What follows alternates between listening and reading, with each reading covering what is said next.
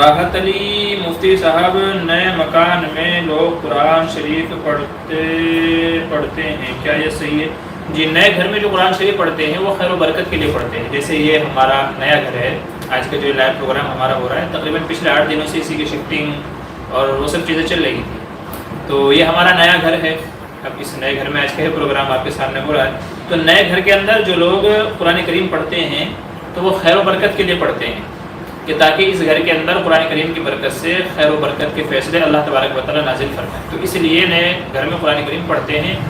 بہت اچھی بات ہے، پڑھنا چاہیے. لیکن لوگوں میں جو ایک رواج ہے کہ مدرسے کے بچوں کو بلا کر کے ان سے قرآن پڑھواتے ہیں، پھر ان کو ہدیہ دیتے ہیں یا کھانا وغیرہ کھلایا جاتا ہے، تو علماء نے اس سے منع کیا ہے.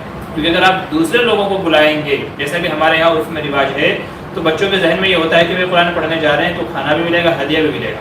تب ان کا قرآن پڑھنا برکت کے لیے نہیں ہوتا، فی سبیل اللہ، اللہ کے لیے نہیں ہوتا ہے، بلکہ ان کے ذہن میں پیسہ مقصد ہوتا ہے، کھانا مقصد ہوتا ہے. اور ظاہر ہے کہ اگر دنیا کے لیے قرآن کریم پڑھا جائے تو پھر اس کا ثواب ضائع ہو جاتا ہے. اس لیے علماء یوں فرماتے ہیں کہ اگر گھر میں دکان میں خیر و برکت کے لیے پڑھنا ہے تو گھر والے آپس میں مل کر کے قرآن کریم پڑھ لیا جائے.